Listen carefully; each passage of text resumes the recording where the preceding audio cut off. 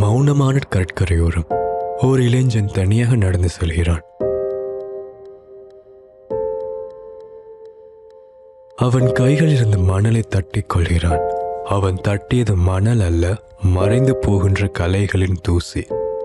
அந்த மணலில் மறைந்திருந்தது ஒரு காலத்தில் முழங்கிய நம்முடைய கலையின் சத்தம், சலங்கை. இன்று அது மண்ணில் புதைந்து கிடக்கிறது போலவே நம் பாரம்பரியம் புதைந்திருக்கிறது.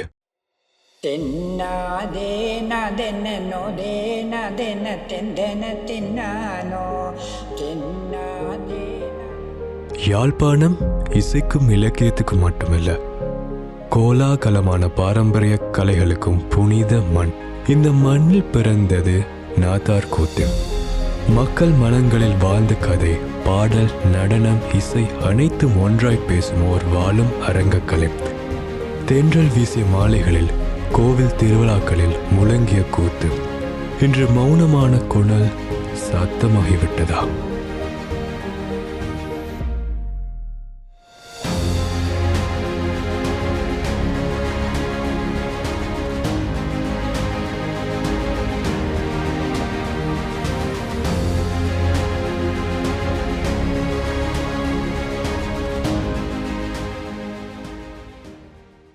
இந்த கலைக்காக நாம் வாழ்நாளை அர்ப்பணித்தவர்கள் அண்ணாவியார்.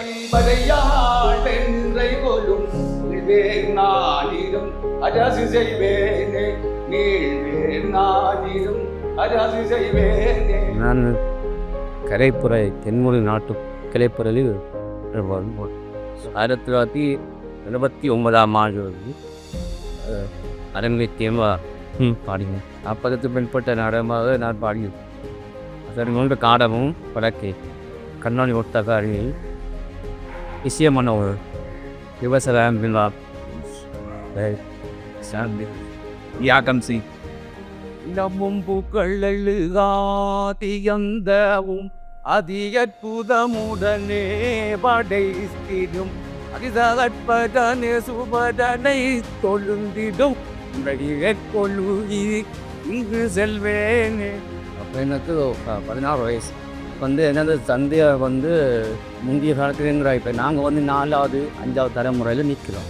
எங்களுக்கு புதிய மூத்த கலைஞர்மாரெல்லாம் நாட்டுக்கூத்து, தென்மொழி நாட்டுக்கூத்துன்றது எல்லாரும் ஒரு ஒற்றுமையாக நின்று ஒன்று கூடி அதை செய்து முடிக்கணும். அந்த ஒரு வருஷத்துக்கு கொடுக்காத அந்த திருவிழாக்காக அந்த நாட்டுக்கூத்து போகிறோம். நாங்கள் இப்போ எல்லோரும் முதிய மூத்தாக்களோட வயசு போனால் ஆறாவது எத்தனை வயசாகினாலும் அவங்க ஒன்று சேர்ந்து கலையை திருவிழாவும் அதுக்கு பிறகு போட்டப்போ அதுக்கு அண்ணாதியாக இருந்தவர் நீயனாவானா அந்தோணி ஆரம்ப காலத்தில் இருந்தார். அவருக்கு பிறகு மகன் சவுலிமுத்தன் சொல்லி இருந்தார். 3வதாக எனது தந்தையர் அண்ணாவியாக சேர்ந்தார்கள். அவர்களது சத்தம் மெதுவாக இருக்கலாம், ஆனால் அந்த கண்ணிலே எரியும் நெருப்பு இன்னும் கூத்துக்குள் பேசிக்கொண்டிருக்கிறது. இவர்கள் சொல்கிறதை கேட்டால் தெரியும், இந்த கூத்து வாழ்க்கையோடு பிணைக்கப்பட்டிருக்கிறது.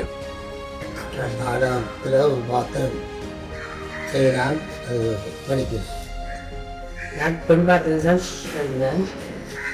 கிறிஸ்தவ நாகராஜன் தாசி சுந்தரியார் பாடினார். அது என்ன சமயத்தில் எனக்கு மற்றொரு சமயத்தில் கொள்வாங்க. அதை பிறகு கொடுமைப்படுத்தி அதில் கொண்டு வாங்க.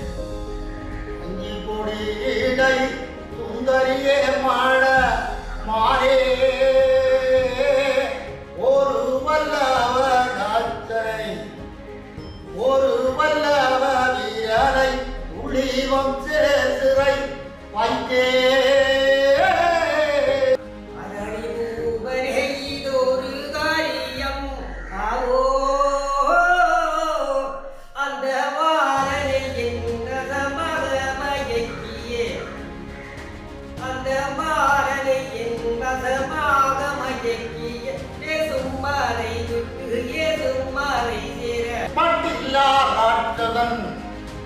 பட்டில்லா ராட்சசன் வீரன் அவர்க்கு ஒப்பே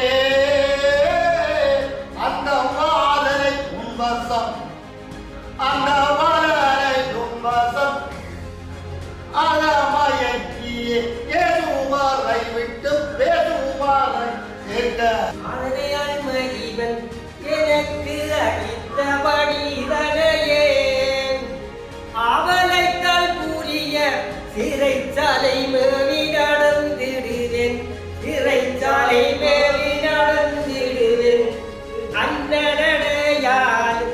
இது ஒரு மேடை இல்லை, இது நம் மண்ணின் உயிர். கதை சொல்லப்படவில்லை, வாழப்படுகிறது. ஒருத்தர் சொல்லியிருக்கார், இந்த பாரம்பரிய நாடகம் வந்து தெரியும். நாட்டுக்கூத்து, விளாசக்கூத்து, பிறகு நாடகக்கூடிய பொம்மை காப்பிசனால தாத்தவரார். என்ன வித்தியாசம் நவீன நாடகத்தில் இருக்கிறோம்னா, பாரம்பரிய நாடகத்தில் முக்கியமாக செய்முறை நடத்தியது.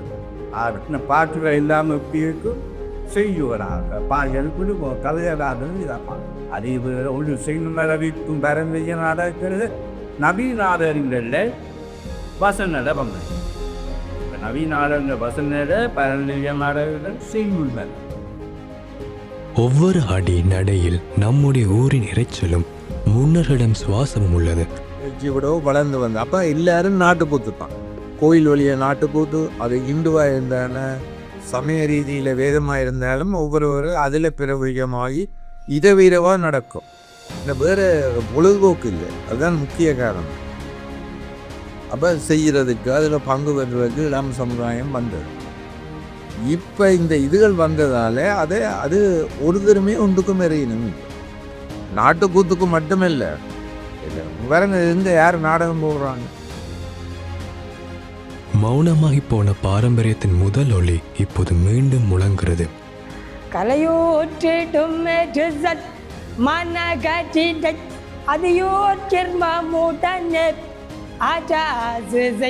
அதிபக கஜீவன் நம்மகிலம் போற்றிடும் அஜசன்சாவில் கொல்லும் அதனில் வந்தேன்.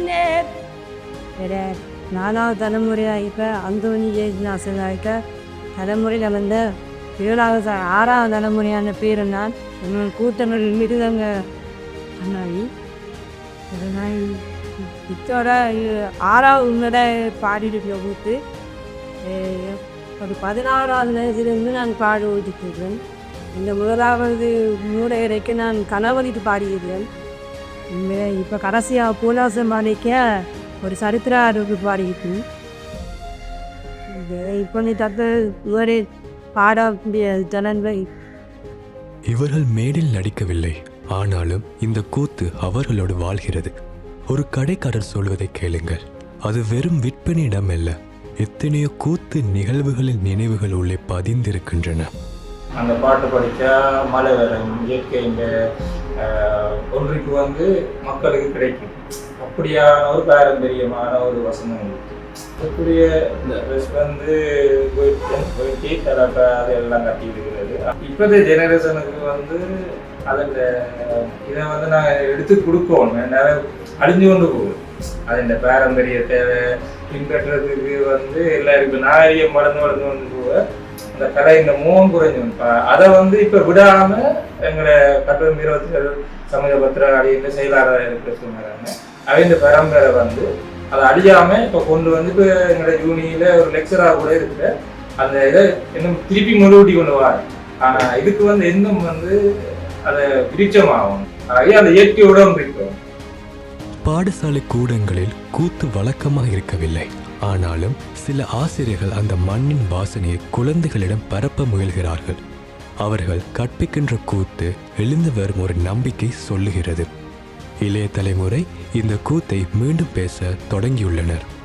நாங்கள் ஒரு பரம்பரை கலைக்குடியாக்கள்னு சொல்லலாம். என்றுனா எனது பேரனாருடைய வழிவந்ததான் இந்த கலை. ஏன்னா தந்தையார் ஒரு அண்ணாண்டியார், அவர்கள் இந்த கோலாட்ட பாடல்களை பாடிவிட்டார். அதை விட அவர் இந்தியாவிலிருந்து வருகிற ஒரு அண்ணாண்டியாரிடம் ஒரு ஒளியாட்ட கலையை இங்கு அவரிடமிருந்து அந்த கதையை நான் தென்னானோ வண்ண கருப்பி மாதி போதி வாக்கு கண்ணின காக்க. பாடல்கள் ஆரம்பத்தில் அந்த வீரபத்திர பெருமானையும் காளியையும் வைத்து பாடல்கள் பாடப்பட்டாலும் இப்பாடல்கள் எல்லாமே விவசாயம் சம்பந்தமாக. இந்த விவசாயங்களுக்கு மழை பருவைக்கு தரவணும். அப்போ அதாவது சில காலங்களில் மழையை விழுந்தினாலும் மழை வராது. அதற்காக இந்த ஆடைகள் ஆடப்பட்டன. இந்த ஊர்கள் எல்லாம் ஆலயத்தின் இந்த சாமியின் பாதத்தில் வைத்து பின்பு அந்த பொருள்களை எடுத்து வந்து எங்களுக்கு தந்து அதை முறியாக அந்த பாடல்கள் முறியாக பாடி ஆடின மலை அதுதான். ஆனால் நான் வந்து கேள்விப்பட்டிருக்கிறோம். ஆனால் பின்பு நாங்கள் ஆடும்போதும் அந்த மலை பெய்திருக்குது. அப்படியே அந்த ஆண்டுல மீது கருமையோடு நாங்கள் மலைகள் தந்தன தந்தன தான தன தான தந்தன தான தன தான தந்தன தான தந்தன தான தந்தன தானினா. இந்த கலையினை மாணவர்கள் மத்தியில் பரப்பும் நோக்கமுக்கு செயல்பட்டு வருகிறது. அந்த அடிப்படையில் இந்த அங்கத்தின் ஆரம்ப காலத்தின் செயற்பாடுகளுக்கும் தற்போது உள்ள செயற்பாடுகளுக்கும் அந்த வித்தியாசங்களை காணக்கூடியதாக இருக்கிறது. ஆரம்ப காலத்திலே இந்த கலைத்துறையில் ஈடுபடும் மாணவர்கள் தொகை கூடமாக இருந்தது. மாணவர்களது ஆர்வம் கூடவாக இருந்தது. தற்போது அந்த நிலை படிப்படியாக குறைந்து வந்துள்ளது. அதற்குரிய காரணம் மாணவர்கள் மத்திய படிப்பை தவிர வேறு எந்த ஒரு சிந்தனையும் இல்லாமல் தனியே அந்த படிக்க வேண்டும் என்ற சிந்தனை மாணவர்கள் மத்தியிலும் பெற்றோர் மத்தியிலும் வந்திருப்பது தான் அதற்குரிய காரணமாக நடந்தது. இந்த பரவை ஒரு இறுக்கமாக, அதாவது வந்து புள்ளியடைஞ்ச பரவை தினக்குறிப்பு அந்த வரவு குறிப்பு மூலம் அதை உறுதி செய்து அதை நிச்சயமாக பிள்ளைகள் பங்கு பெற்றுத்தான் வேண்டும் என்ற அடிப்படையை இந்த கலாச்சாரம் வச்சு ஏற்படுத்தி பாடசாலையிலும் அது ஒரு கட்டாயமான திட்டமாக பாடசாலையிலும் கல்வி அனுசரித்து இந்த வரவுகளை அவதானிக்க முடியும். ஒரு எழுத்தாளர் பக்கங்களில் மட்டுமல்ல, அவரின் உள்ளத்தில் கூத்து வாழுகிறது. இந்த கலை எங்கேயும் இல்லை என்றால் அது தவிர்க்கப்பட்டதல்ல, நம்மிடம் பேச நினைக்கும் வாய்ப்பும் தடுக்கப்பட்டது. நான் படிக்கிற புத்தகங்களும் இதில் நான் வெளியிட்ட புத்தகங்களும் இருக்குது. நான் படிக்கிற புத்தகம் வந்து நான் ஆக்கங்கள் அனுப்பின புத்தகங்கள். இந்த புத்தகத்தை நான் எழுதினேன். எழுதி இந்த புத்தகம் நான் எழுதி வெளியிட்ட ஒரு கவிதை புத்தகம். இப்போ இதில் இந்த முந்தைய ஜெனரேஷன் வந்து முழுமையாக ஈடுபாடாக இருந்தது, 90% ஈடுபாடாக இருந்தது. இந்த ஜெனரேஷன் வந்து மிக மிக குறைவாக இருக்குது. காரணம் இந்த கைத்தொலைபேசிகளால் அந்த ஜெனரேஷனில் சரியான ஆர்வம் குறைவாக காணப்படுது. கிராமத்தில் குறைவாக தான் இருக்குது, கொஞ்சம் கொஞ்சமாக தான் போய்ட்டு இருக்குது. அவங்க பிறகு கஷ்டப்பட்டு தான் எட்டுக்கு உள்வாங்க வேண்டியாக இருக்குது, குறைவாக தான் இருக்குது. முருகி பறந்த நெடிய சடையும் முப்புரி நோலும் திலங்கவே, முருகி பறந்த நெடிய சடையும் முப்புரி நோலும் திலங்கவே, வெறித்து பார்த்த பார்வை உடனே நாரத மாமுனி தோற்றினார், இந்த வேத மாமுனி தோற்றினார். இப்படி வரணும் அவர் தோற்றம். அதே போல காத்தாந்தரைக்குள்ள நாருமா ஜீவன் மைந்த நெல்லோ, இந்த வைரகவி சபகவி ஆடத்தரு இவ்வளவும் அண்ணாவியாருக்கு இருக்கிறது. எந்த பப்திலையும் கிடையாது. அண்ணாவியா தனக்கு கண்டுபிடி பாதுகாத்து வைப்பார். அந்த அண்ணாவி மரபுக்கிற கும்பேரை ஒழிய அர்த்தவே கொடுக்க. ஏன்னா எனக்கு என் அப்பாக்குன்னு இதையும் மற்றக்கு சொல்லிக் கொடுக்காது. ஏன்னா இருக்கு மட்டும்தான் நீ அண்ணாவி. இந்த இருக்கு மட்டும்தான் நீ அண்ணாவி. இதை மற்றவைக்கு சொல்லிக் கொடுத்தால் எல்லாரும் அண்ணாவியா வந்துடுவான். ஆனால் எல்லாத்தையும் போட்டு அடிக்கிட்டுருவாங்க. வெளிநாட்டில் மேடையில் விளங்கி இவர்களின் கூத்து பணத்தால் அல்ல, பார்வையால் அழைக்கப்பட்டது. ஆனால் அந்த பார்வை சொந்த மண்ணில் இன்னும் விழவில்லை. அவர்கள் அரும்பாடுகளும் புகழும் சலங்கையின் ஓசை போல கடற்கரையின் காற்றில் கலைந்து விட்டது. இங்கே இருந்து ஃபாரின் கண்ட்ரிக்கு போய் அங்கே மண் வாசனை மாறாமல் மரபு சுமந்து அங்கே வாழ்ந்து கொண்டிருக்கிறார்கள். இந்த ஈழக்கலையை, இங்கே ஈழத்தில் இந்த கலையை அங்கால கொண்டு போய் அவைய மெருகூட்டி அங்கு வாழ்ந்த மக்களுக்கு அரங்கேற்றி மேடையேற்றி அரங்கேற்றி கொண்டிருக்கிறார்கள். அந்த வகையில் நிறைய 10க்கும் மேற்பட்ட அண்ணாயமாக நாங்கள் இருக்கின்றோம்.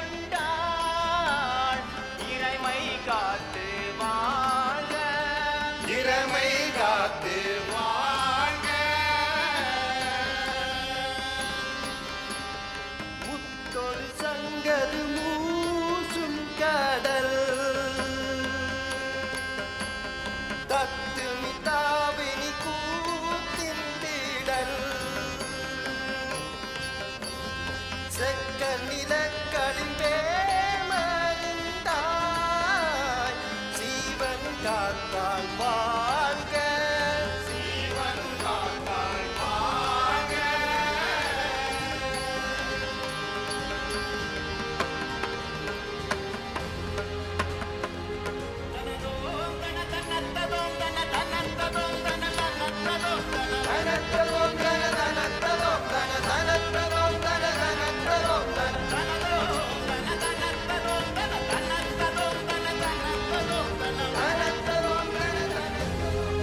அந்த இளைஞன் கண்ணோட்டத்தில் தோல்வி இருந்தாலும் உள்ளத்தில் ஒரு நம்பிக்கை. மணலில் புதைந்திருந்த சலங்கை இப்போது அவன் கையில். அது வெறும் அழகான வாசனை பெறும் ஒரு வண்ணம் இல்லை, அது ஒரு தலைமுறை ஒளி மீண்டும் முழங்க தயாராக இருக்கும். காலநிலை மாறலாம், மக்கள் மறந்து போகலாம், ஆனால் பாரம்பரியம் உயிரோடு இருக்கிறது. யாராவது ஒருவன் அதை மீண்டும் கண்டெடுக்கும் வரை.